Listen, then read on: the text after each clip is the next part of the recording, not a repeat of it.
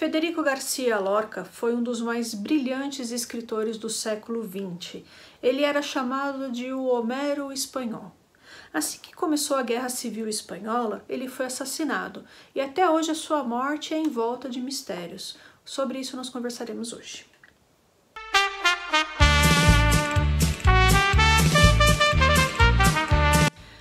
Oi pessoal, eu sou Juliane, você está no canal Vai e Veja. Eu falo de história e literatura. Se você gosta, se interessa, se inscreva nesse canal. Hoje nós vamos conversar a respeito de Federico García Lorca e a Guerra Civil Espanhola. Então já peço para você deixar o seu like, utilizar o campo dos comentários e publicar esse vídeo nas suas redes sociais, tá certo? García Lorca, ele morava em Granada, que fica na Andaluzia, no sul ali da Espanha. Essa região era uma das mais pobres da Espanha. Eu não sei se ela era a mais pobre ou se era Extremadura, agora eu não me lembro. Mas se ela não era a mais pobre, ela era uma das mais pobres.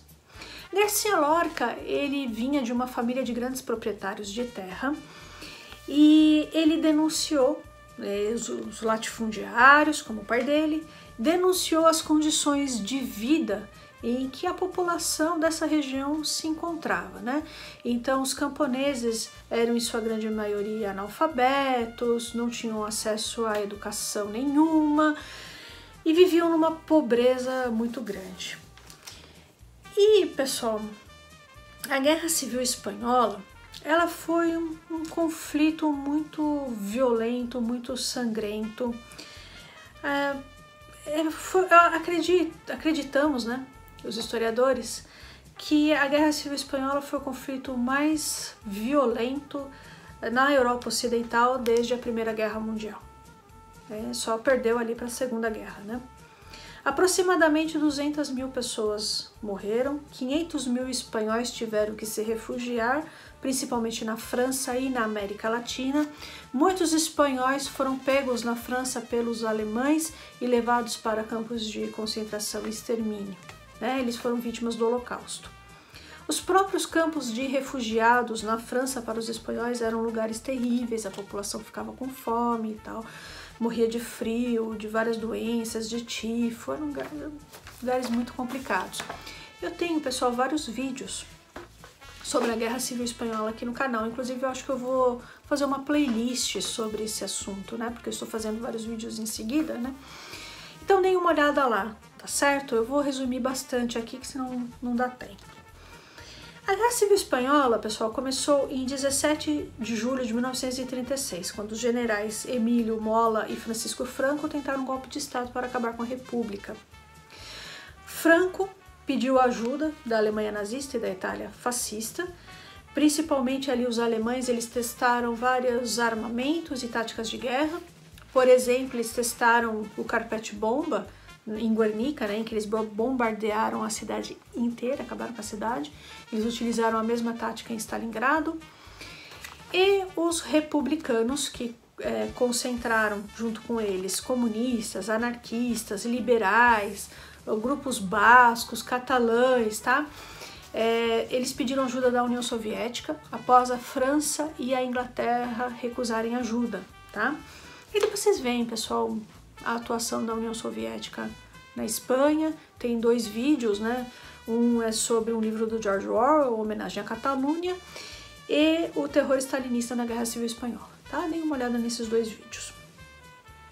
E, pessoal, antes da tentativa de golpe de Estado, né, liderada por Francisco Franco, então, junto com o Franco estavam vários setores da direita e da elite espanhola. Então, estavam os carlistas, falangistas, a Igreja Católica, tá? Todos eles ali se concentraram, as pessoas de direita se concentraram com o Franco, tá? Enfim, pessoal, a situação na Espanha já vinha complicada, mesmo antes do golpe de Estado. A Espanha, ela tinha sido uma grande potência, né? Tanto é que ela colonizou parte da América. E na corrida capitalista a Espanha ficou. Ela perdeu, né, o posto de grande potência, principalmente para a Inglaterra, que se industrializou, foi a primeira a se industrializar, perdeu para a Alemanha e perdeu para os Estados Unidos. E O Lorca ele fala, né, que a elite espanhola ela tinha ainda uma mente muito medieval, certo? Também os espanhóis, né, tinham a incrível armada espanhola e eles dominavam os mares e eles perderam esse posto para a Inglaterra. Junto com isso, pessoal, a Espanha tinha perdido as províncias, né? Desculpa, tinha perdido as colônias de Cuba, Filipinas, Guam e Porto Rico para os Estados Unidos. Isso gerou um grande ressentimento na elite espanhola. E a gente, né, já estudou várias vezes aqui no canal que, né, pessoas ressentidas, quando sobem na política, não dão certo, pessoal.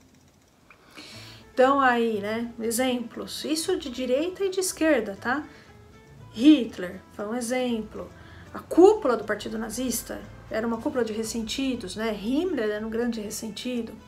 Stalin era um grande ressentido em relação à cúpula bolchevique. Tanto é que ele perseguiu e mandou matar todos da cúpula, né? Todos os companheiros de revolução dele, praticamente, foram mortos. Enfim, pessoal, Putin é um ressentido. Então a gente vê que essas pessoas no poder fazem M, tá? E aqui não foi diferente, tá? E aí, pessoal, essa elite, qual que era o grande problema dessa elite, né? Eles perderam poder, eles eram ressentidos em relação à Inglaterra e Estados Unidos, só que eles direcionaram o ressentimento deles não para esses dois países propriamente, mas para os próprios espanhóis. Eles culpavam os espanhóis que tinham abandonado o catolicismo e corrido atrás de liberalismo, comunismo, anarquismo, pelo enfraquecimento da Espanha, né? Eles achavam que a Espanha tinha sido abandonada por Deus.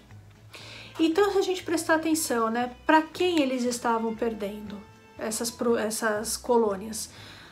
Para um país majoritariamente protestante, como os Estados Unidos, como a Inglaterra. E aí, pessoal, vamos lembrar que a Espanha e Portugal foram os países da Europa da Contra-Reforma. Através da Inquisição, eles praticamente impediram a entrada, né, do luteranismo e do calvinismo no país.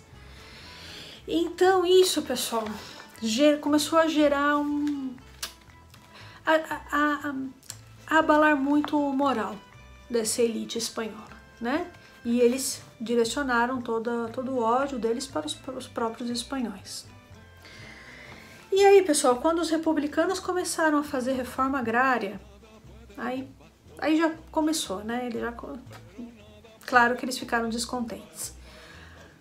Aliado a isso, os republicanos começaram a reformar o ensino, retirando das mãos da igreja, certo? Eles começaram a implementar o ensino laico. Também eles começaram a combater a violência dos professores contra os alunos nas escolas. Os alunos espanhóis e europeus em geral, né, apanhavam muito dos professores. E aí, pessoal, eles começaram a entender que as escolas iam começar a produzir espanhóis fracos, porque eles acreditavam que as crianças tinham que apanhar, né, para se tornarem adultos fortes e tal.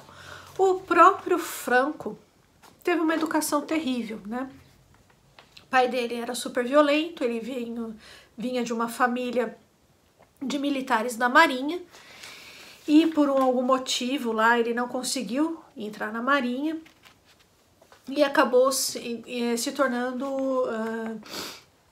entrando na infantaria. Pessoal, eu acabei de ter uma crise de tosse, então vocês me desculpem aqui a voz, né? O pai do Franco falava que o Franco seria um militar de merda, porque ele era muito mimado pela mãe, ele era muito baixinho e tal, então ele seria no máximo ali um merda na vida. O Franco, ele, como eu disse, né, ele entrou para a infantaria, entrou como militar para a infantaria, né, e ele serviu no pior lugar que um espanhol poderia servir, que era no protetorado espanhol no Marrocos. Para vocês terem uma ideia, né? Se não me engano, de cada 100 oficiais espanhóis, 72 morriam. O próprio Franco tomou um tiro ali no Marrocos e ele sobreviveu, era um tiro na barriga, as chances dele sobreviver eram bem pequenas.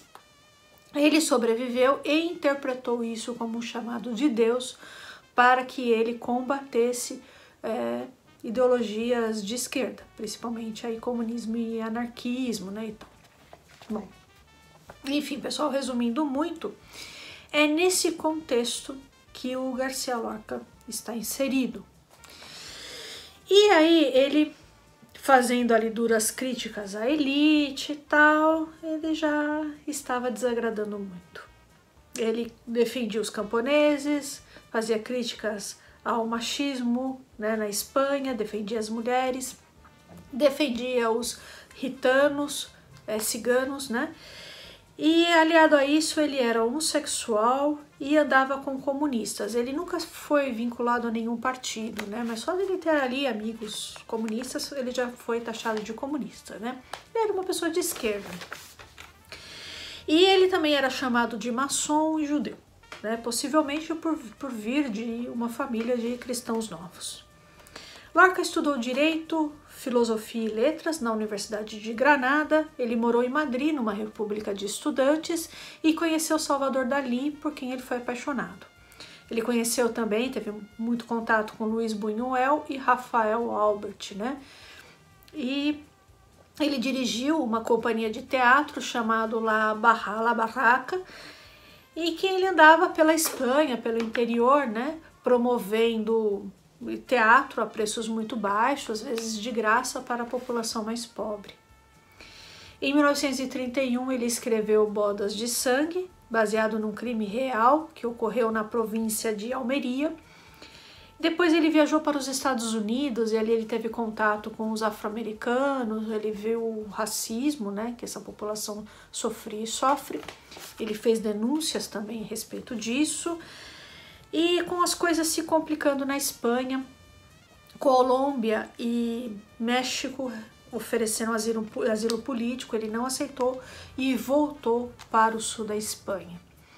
Ele se hospedou na casa de um amigo, chamado Luís Rosales, e em 16 de agosto de 1936 ele foi pego e levado para um barranco onde ele morreu. Ninguém sabe onde está o corpo dele, ninguém sabe o que aconteceu de fato, né? Hoje há historiadores que falam que ele sofreu uma vingança da família Alba. Ele escreveu um livro chamado A Casa de Bernarda Alba, que é um livro muito legal, pessoal. E ele se baseou nessa família mesmo, numa família real que era inimiga da família dele, de ricos proprietários rurais lá que tiveram, essa família Alba teve problema com a família do Lorca. E aí, hoje, historiadores falam que foi essa família quem assassinou Garcia Lorca.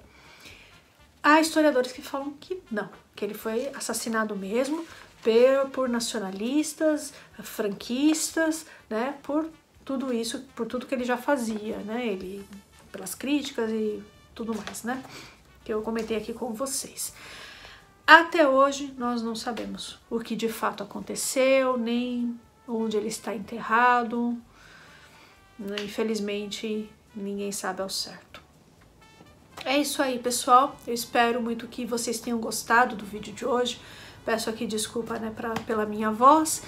E eu peço para que você não deixe de se inscrever nesse canal, curtir e compartilhar este vídeo. Um abraço e até mais.